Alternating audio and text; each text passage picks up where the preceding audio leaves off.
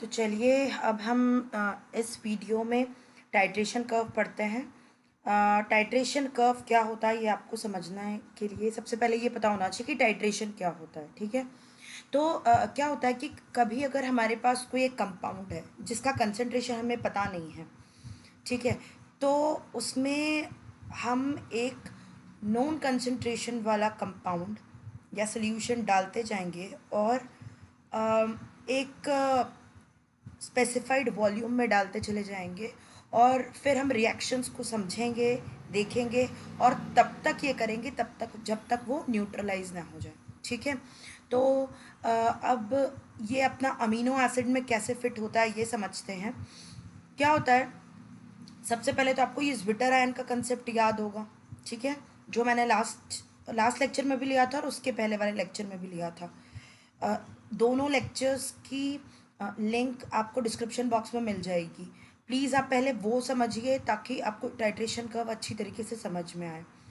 चलिए, अब इसमें क्या होता है ज्विटर आयन में, सबसे पहले तो आप ये देखो कि ये अपना अमीनो एसिड है, ये अमीनो एसिड का बेसिक स्ट्रक्चर है। इसमें क्या होता है कि एच यहाँ से निकला, COOH का एच यहाँ से निकला तो यहाँ नेगेटिव चार्ज आ गया और यहाँ पे वही एच यहाँ आ गया तो ये इंटरनल ट्रांसफ़र हो रहा है और यहाँ पे प्लस चार्ज आ गया। तो ये सेपरेट पॉजिटिव और नेगेटिव चार्जेस तो हैं, लेकिन क्योंकि ये इक्वल हैं इसीलिए ये ओवरऑल जो चार्ज है वो ज़ीरो हो जाता है और इस आयन को बोलते हैं ज्विटर आयन। तो हमेशा अमीनो एसिड ज्विटर आयन में एग्जिस्ट करता है। ठीक है, अब क्या होता है कि जब हम पीएच को कम करते जाएं, मतलब कि अपन H+ आयन डालते जाएं, मतलब एसिडिक करते जाएं, राइट, तो क्या होता है कि ये वाला जो COOH है इसको H+ मिल जाएगा तो ये COOH बन जाएगा, सॉरी COO- जो आयन है कार्बोक्सिल आयन, इसके इसको H+ आयन मिलेगा तो क्या होगा कि ये COOH बना लेगा। ठीक है, तो ये न्यूट्रल हो गया। तो ओवरऑल चार्ज कितना बचा, अभी तो क्या हो रहा था ये दोनों आपस में एक दूसरे को न्यूट्रलाइज कर रहे थे, अब इधर क्या हो जाएगा कि ओवरऑल चार्ज इसका पॉजिटिव रह जाएगा। ठीक है, तो लो पीएच पे ओवरऑल चार्ज पॉजिटिव होता है और कैटायन में एग्जिस्ट करता है। उसी उसी के अगेंस्ट अगर हम देखें कि हम पीएच बढ़ाते चले गए, राइट, तो जब हम पीएच बढ़ाएंगे तो OH- आयंस प्रोवाइड करेंगे, मतलब बेसिक एनवायरनमेंट प्रोवाइड करेंगे।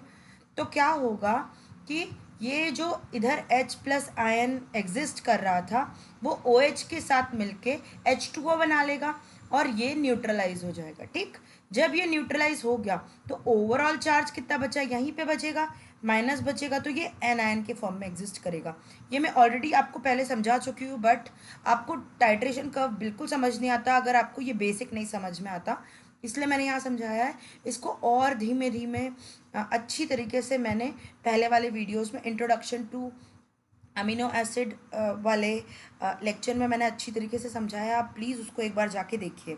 ठीक है, अब हम लोग ये समझते हैं टाइट्रेशन कर्व क्या होता है।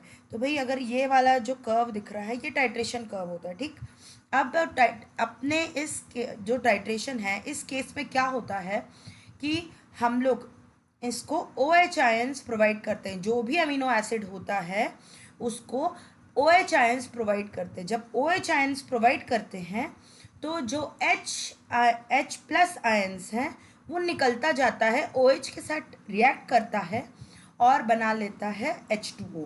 ठीक है, तो इसको बोलते हैं डीप्रोटोनेशन। ठीक है, तो जब भी अमीनो एसिड को OH आयंस प्रोवाइड करते जाएंगे तो डीप्रोटोनेशन होगा और वो क्या करेगा कि वो H2O बनाता चला जाएगा। ठीक है, तो अब हम थोड़ा थोड़ा कंसंट्रेशन का OH आयन प्रोवाइड करेंगे। ठीक है, तो अब आप सबसे पहले इसको देखिए। ठीक, हाँ, 3 तरह की साइड चेन्स होती थी, याद हो आपको तो। एक न्यूट्रल साइड चेन जो अपना नॉन पोलर वाला था। ठीक, एक जो सॉरी नॉन पोलर और पोलर दोनों में, लेकिन पोलर वाला अनचार्ज्ड वाला, उसमें न्यूट्रल साइड चेन होती है। ठीक है, अगर आपको ये समझना है कि ये neutral, polar, non polar, charge अनचार्ज क्या होते हैं तो उसके लिए आपको मैंने आगे के जो वीडियोस बनाए हैं उसमें मैंने आपको पूरा स्ट्रक्चर्स एक्सप्लेन किए हैं, उसका क्लासिफिकेशन किया है, स्ट्रक्चर्स को याद कैसे रखना है, उसका क्लासिफिकेशन याद कैसे रखना है, वो पूरा डिस्क्राइब किया है। तो आप प्लीज़ उसको जाके अच्छी तरीके से देखिए और याद करिए, ठीक है। तो उसको भी मैं नीचे लिंक में डाल दूंगी, ठीक है। अब न्यूट्रल साइड चेन वाले जो रहते हैं उसमें क्या होता है, यहाँ पे ये तो अपना ग्लाइसिन, सॉरी, ये जो आर है, जो वेरिएबल ग्रुप है, इसकी जगह एक न्यूट्रल साइड चेन लगी रहेगी, ठीक है। जैसे CH3 लगेगा या फिर H लगेगा, ठीक है। तो अब जैसे ग्लाइसिन के केस में यहाँ पे H लगा है, ठीक है। अगर CH3 लगेगा तो क्या बन जाएगा, एलेनाइन बन जाएगा। इसी तरह से मैंने पूरा एक्सप्लेन किया है कि स्ट्रक्चर कैसे चेंज होगा और उसे याद कैसे रखना है। तो प्लीज़ आप वो स्ट्रक्चर वाले वीडियो में जाके ज़रूर देखिए कि हमें उसे मेमोराइज कैसे करना है, ठीक। तो अब ये हो गया, these amino acids are characterised by pKa's of pKa1 and pKa2 for the carboxylic acid and the amine respectively, ठीक है। अब इसको समझते हैं, चलो अपन धीमे धीमे ये समझते हैं क्या है कि जो जब हम OH आयंस प्रोवाइड करते हैं तो क्या होता है कि सबसे पहले जो कार्बोक्सिलिक एसिड है, ये जो अपना कार्बोक्सिलिक एसिड है, इससे H+ आयंस निकलता जाएगा, ठीक। और OH उसको लेके H2O बनाता जाएगा, ठीक है। तो एक, जब तक सारे कार्बोक्सिलिक एसिड जो ये वाला जो पोर्शन है ये पूरी तरह से एच डीप्रोटोनेशन नहीं कर देगा, तब तक ये रिएक्शन चलती रहेगी। और एक टाइम के बाद ये रुक जाएगा, क्योंकि सारे कार्बोक्सिलिक एसिड वाला जो ग्रुप है वो डीप्रोटोनेशन कर चुका है, ठीक है। अब जब ये पूरा डीप्रोटोनेशन हो जाएगा तब क्या हो जाएगा, प्लस और माइनस आयन इक्वल हो जाएंगे, तो ये हो जाएगा न्यूट्रल, ओवरऑल ज्विटर आयन बन जाएगा न्यूट्रल। तो वो ये होती है ये वाली पीएच। तो किस पीएच पे ये कार्बोक्सिल आयन पूरी तरह से डीप्रोटोनेट हो जाएंगे उसको बोलते हैं PK1, ठीक है। और ये क्या होता है, PK क्या होता है, तो ये एक तो K जो होता है वो होता है डिसोसिएशन कांस्टेंट, ठीक है। डिसोसिएशन कांस्टेंट मतलब कि जब भी अपन एक एक्वा सोल्यूशन में इसको डालते हैं तो ये माइनस और H+ के फॉर्म में एग्जिस्ट करता है, ठीक है।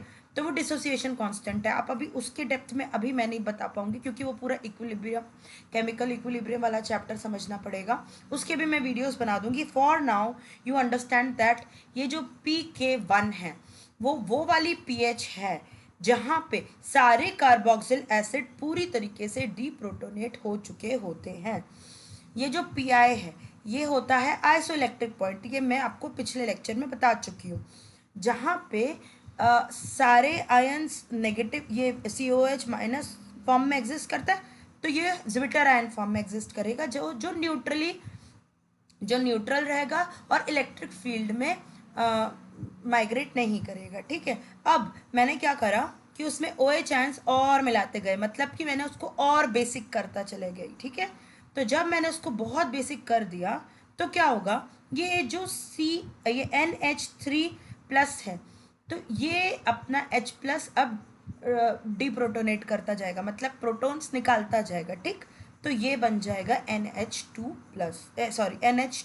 मतलब कि ये एनायन फॉर्म में चला जाएगा, ठीक है। तो ये देखो यहाँ पे सबसे पहले ये इस तरह से एग्जिस्ट कर रहा था, फिर जब मैंने OH डाला तो ये डीप्रोटोनेट होके ऐसा बन गया, अब ये न्यूट्रल हो गया, ये PK1 है। फिर जब मैंने और OH डाला तो इसका भी प्रोटॉन निकल गया और ये माइनस हो गया, ठीक है। तो जब मैंने स्टार्ट किया था तब ये पॉजिटिव चार्ज था, और जब मैं और डालती चली गई बेसिक यानी OH आयंस डालती चली गई यानी NaOH के फॉर्म में, तो ये एनायन बन गया, ठीक।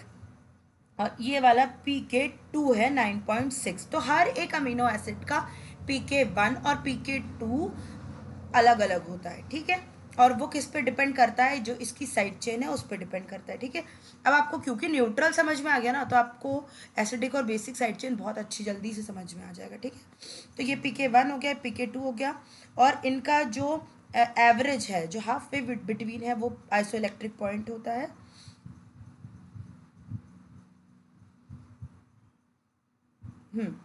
This is most readily appreciated when you realise that at very acidic pH less than PK1, मतलब जो ये PK1 है इससे जब कम होता है pH, the amino acid will be overall positive. ठीक है, तो दिख ही रहा है हमें। और अगर अपन ने पीएच बढ़ाते गए और ये जो PK2 है यानी 9.6 है ग्लाइसिन के केस में, तो जब और इसके ऊपर जितने भी रहते हैं वो माइनस चार्ज में यानी नेगेटिव चार्ज के फॉर्म में एग्जिस्ट करता है। तो ठीक है, यहाँ पे पॉजिटिव फॉर्म, यहाँ पे नेगेटिव फॉर्म, यहाँ पे और यहाँ पे न्यूट्रल। ठीक है, the simplest amino acid is glycine जो अपन देख रहे हैं। PK1 उसका 2.34 है, PK2 9.6 है और उसका half way between that is उसका जो एवरेज है इन दोनों को ऐड करके डिवाइडेड बाय 2 करके PI आ जाता है जिसको बोलते हैं आइसोइलेक्ट्रिक पॉइंट। ठीक है, तो आई थिंक आपको टाइट्रेशन कर्व पूरी तरीके से समझ में आ गया है न्यूट्रल साइड चेन के लिए। अब क्या होता है जब हम एसिडिक साइड चेन की बात करें तो क्या होता है, अब ये तो अपना पहले वाला जो था उसमें तो केवल यहाँ तक था, इतना इतना इतना इतना हिस्सा था।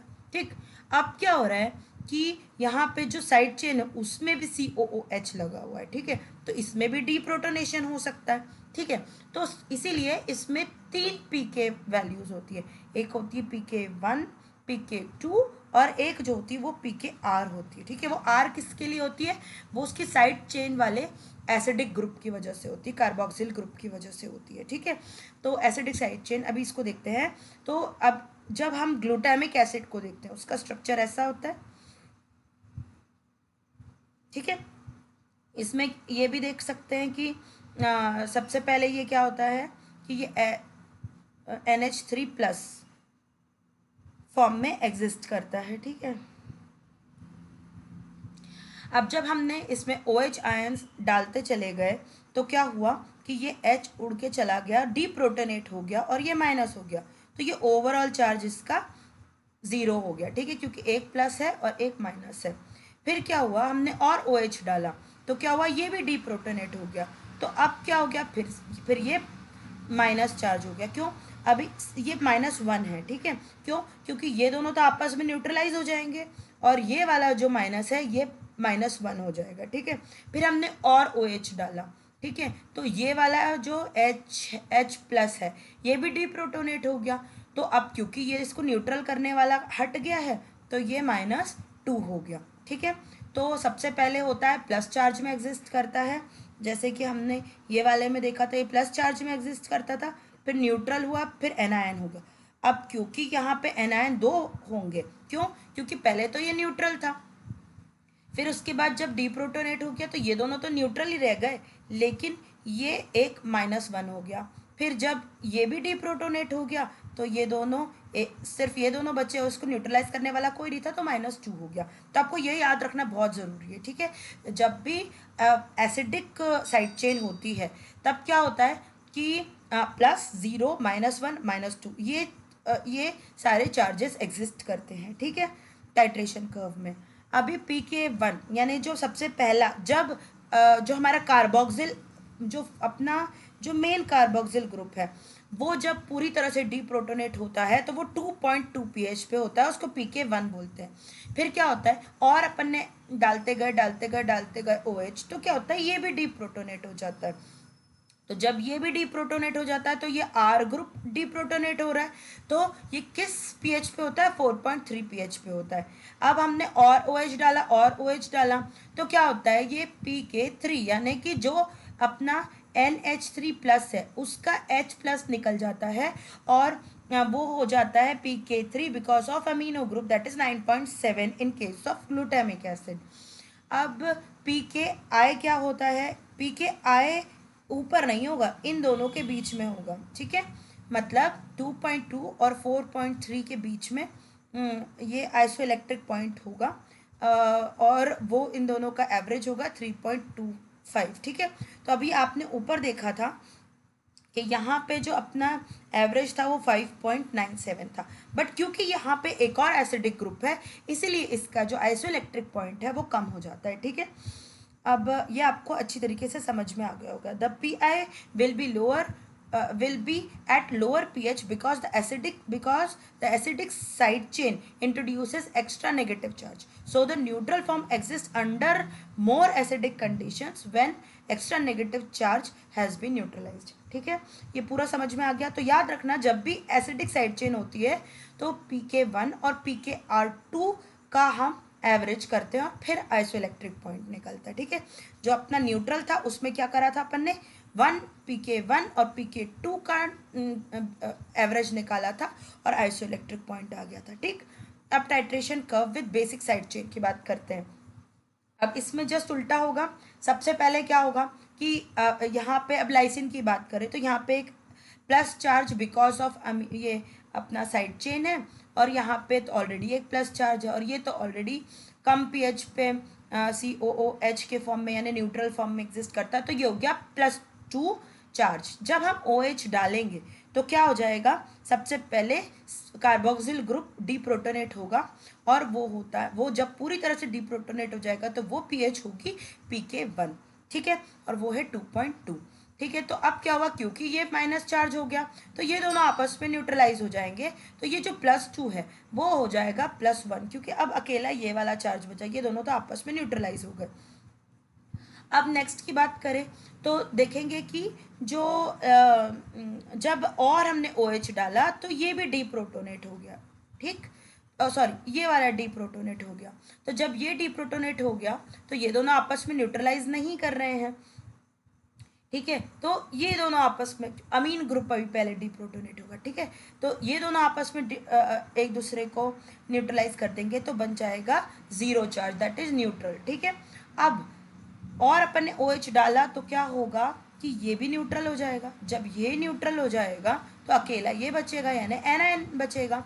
तो ये किस pH पे होगा, ये pK2 पे होगा. सॉरी हाँ, मतलब pK2 पे, मतलब एक्चुअली जो pK3 है वो तो R ग्रुप की वजह से हो रहा है ना. तो ये R ग्रुप है तो ये pK3, ये pKr भी बोल सकते हैं. ठीक है, pK1 2 और R से ज़्यादा अच्छा समझ में आता है. ठीक है, अब ठीक है, तो अब ये याद रखना जैसे पुराने केस में हमने देखा था कि जब भी एक एसिडिक साइड चेन होती तो कौन कौन से फॉर्म में एग्जिस्ट करता है, +1 0 -1 -2. ठीक है, और इधर उल्टा होगा +2 +1 0 और -1. ठीक है, अब जो pK1 है वो है 2.2 कार्बोक्सिल ग्रुप की वजह से. हमेशा याद रखना पहले कार्बोक्सिल ग्रुप डीप्रोटोनेट होता है. ठीक है, फिर उसके बाद यहाँ पे पहले हमेशा साइड चेन जो होती है वो उसके सिमिलर ग्रुप के बाद डीप्रोटोनेट होती है. फॉर एग्जांपल यहाँ पे साइड चेन कार्बोक्सिलिक एसिड है तो इसलिए एसिड के बाद होगी. अब क्योंकि यहाँ पे ये अमीन है, अमीन साइड चेन है, अमीनो ग्रुप वाली, तो इसीलिए अमीन के बाद होगी. तो पहले अमीन होगी फिर अमीनो जो साइड चेन वाला अमीन है वो होगा. ठीक है, तो ये याद रखना ऑलवेज. ठीक है, तो ये pK1 हो गया अपना 2.2, फिर अमीनो ग्रुप की वजह से जो होगा वो 9 होगा और जो R ग्रुप की वजह से होगा वो 10.5 होगा. ठीक है, अब अपने को फिर से यही याद रखना है कि हमेशा जब भी साइड चेन एसिडिक या बेसिक होती है तो जो pKr और जो भी होती है, जैसे एसिडिक है तो एसिड वाले के साथ यानी कम वाले के साथ और बेसिक है तो ज़्यादा वाले के साथ उसको एवरेज आउट करते हैं. ठीक है, तो यहाँ पे ज़्यादा वाला के साथ होगा क्योंकि जो अपना R ग्रुप है वो है अमीनो एसिड. तो अभी ये दोनों के बीच में करेंगे 9 और 10.5 के बीच में 9.75. तो इसीलिए जो जैसे अपन ने पहले देखा था कि वो तो थोड़ा मतलब जो न्यूट्रल वाला था वो 5.97 के लगभग था, पर यहाँ पे ये टूवर्ड्स बेसिक साइड रहेगा हमेशा जब भी बेसिक साइड चेन होगी. क्यों, क्योंकि यहाँ पे जो डीप्रोटोनेशन है वो बेसिक यानी अमीन ग्रुप का भी हो रहा है. ठीक है, the PI will be at higher pH, that PI यानी isoelectric point will be at higher pH because the basic side chain introduces extra positive charge. तो उसको न्यूट्रलाइज करने के लिए वो H+ हटाना पड़ेगा, तो वो H+ के लिए और ज़्यादा OH डालना पड़ेगा तो और pH बढ़ती चली जाएगी. ठीक है, तो अभी पहले वाले में क्या था कि एक नेगेटिव चार्ज एक्स्ट्रा था तो वो कम की तरफ जा रहा था. ठीक, अभी पॉजिटिव चार्ज एक्स्ट्रा है तो वो ज़्यादा की तरफ जा रहा है.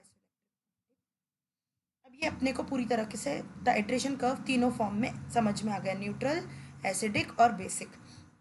अब एक हिस्टिडिन का मैं चाहूँगी कि आप कमेंट सेक्शन में मुझे देख के बताइए कि हिस्टिडिन का जो टाइट्रेशन कर्व होता है वो कैसा होता है, उसके जो पीके वैल्यूज़ हैं वो क्या क्या होते हैं, मुझे कमेंट सेक्शन में बताइए, क्योंकि दैट इज़ एन एक्सेप्शन। आपको वो मैं आगे कमिंग लेक्चर्स में समझाऊंगी कि भाई क्या होता है, ताकि मुझे ये पता होना चाहिए कि आप भी पार्टिसिपेट कर रहे हैं, ठीक है। और प्लीज़ मेरे वीडियो को लाइक कर दीजिए अगर आपको समझ में आया है। प्लीज़ सब्सक्राइब करिए चैनल को और अपने फ्रेंड्स के साथ डिस्कस करिए, क्योंकि मैं बहुत ईजी लैंग्वेज में समझाने की कोशिश कर रही हूँ। हो सकता है आपको नहीं समझ में आ रहा है तो वो भी आप कमेंट सेक्शन में बताइए, ताकि मैं इम्प्रूव करूँ और आसान भाषा में आपको समझाने की कोशिश करूँ, ठीक है। अब नेक्स्ट है, आप एक यूवी एब्जॉर्प्शन करके एक टॉपिक देखोगे, तो वो हम क्यों करते हैं, तो वो हम प्रोटीन एस्टिमेशन के लिए करते हैं, ठीक है। यूवी एब्जॉर्प्शन एट, ये टाइट्रेशन कर्व से अलग टॉपिक है, ठीक है। ये छोटा सा टॉपिक था तो मैंने सोचा टाइट्रेशन कर्व के साथ ही डाल देती हूँ। UV absorption at 280 nanometre is routinely use to estimate protein concentration in laboratories due to its simplicity, ease of use and affordability. Due to the presence of, हाँ अब क्या होता है कि जैसे आपने देखा होगा कि आप या तो कोई सा टेस्ट लगा देते हो प्रोटीन के लिए, प्रोटीन एस्टिमेशन के लिए टेस्ट क्या लगते हैं वो भी आप कमेंट सेक्शन में बताइए मुझे, ठीक है। उसके अलावा आप क्या करते हो, उसको 280 नैनो मीटर पे स्पेक्ट्रो आप क्या करते हो, उसको कोलोरीमीटर में या स्पेक्ट्रोफोटोमीटर में डाल देते हो और उसको ओडी निकालते हो, ऑब्जर्वेशन डेंसिटी, ओ सॉरी ऑप्टिकल डेंसिटी, ठीक है, एब्जॉर्बेंस निकालते हो, ठीक है। तो वो आप क्यों करते हो, वो आप उससे प्रोटीन एस्टिमेट कैसे होता है, तो वो हम देखने के लिए ये देखते हैं कि ये एक यूवी लाइट एब्जॉर्प्शन जो होता है वो दो अमीनो एसिड बेसिकली होते हैं, टायरोसिन और ट्रिप्टोफेन।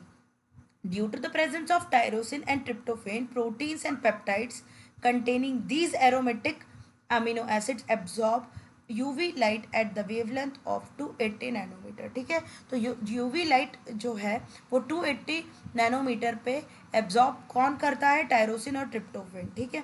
अब आप ये देख रहे होंगे कि भाई एब्जॉर्ब तो ये 280 नैनोमीटर पे कर रहा है, पर एक की ओडी यहीं तक आ रही है, 1.5 के लगभग है ना, 1.5 के लगभग, और 1.6 तक, यानी ऑलमोस्ट 4 टाइम्स ज़्यादा। तो वो क्यों होता है, क्योंकि क्या होता है, जो tryptophan is significantly more fluorescent than tyrosine, जो ये है ये ज़्यादा फ्लोरोसेंट, यानी इसका जो कलर है वो बहुत ज़्यादा अच्छी तरीके से ये एब्जॉर्ब कर सकता है और ये नहीं, ये कम कर सकता है, ठीक है। अब एक और चीज़ ये याद रखना कि जितने भी एरोमेटिक अमीनो एसिड्स होते हैं वो सब एब्जॉर्ब करते हैं यूवी लाइट को, लेकिन क्या होता है कि फॉर एग्जांपल फिनाइल एलेनिन की बात करूँ तो वो 280 नैनोमीटर पे करता है, लेकिन उसका जो एब्जॉर्बेंस है वो बहुत थोड़ा सा यहीं कहीं आएगा, तो वो काफ़ी नेग्लिजिबल होता है। इसीलिए हम सिर्फ इन दोनों को देखते हैं, टायरोसिन और ट्रिप्टोफेन। तो कोई भी अगर आपसे पूछे कि टायरोसिन और ट्रिप्टोफेन ही लाइट, यूवी लाइट एब्जॉर्ब करते हैं प्रोटीन एस्टिमेशन के लिए, दिस इज ट्रू और फॉल्स, तो ओनली अगर लिखा हो तो दैट इज फॉल्स, क्योंकि दूसरे भी होते हैं जो एब्जॉर्ब करते हैं जिनके अंदर एरोमेटिक रिंग्स होती हैं, ठीक है, लेकिन ये दोनों ज़्यादा ओडी दिखाते हैं, इसीलिए इनको हम कंसिडर करते हैं, ठीक है।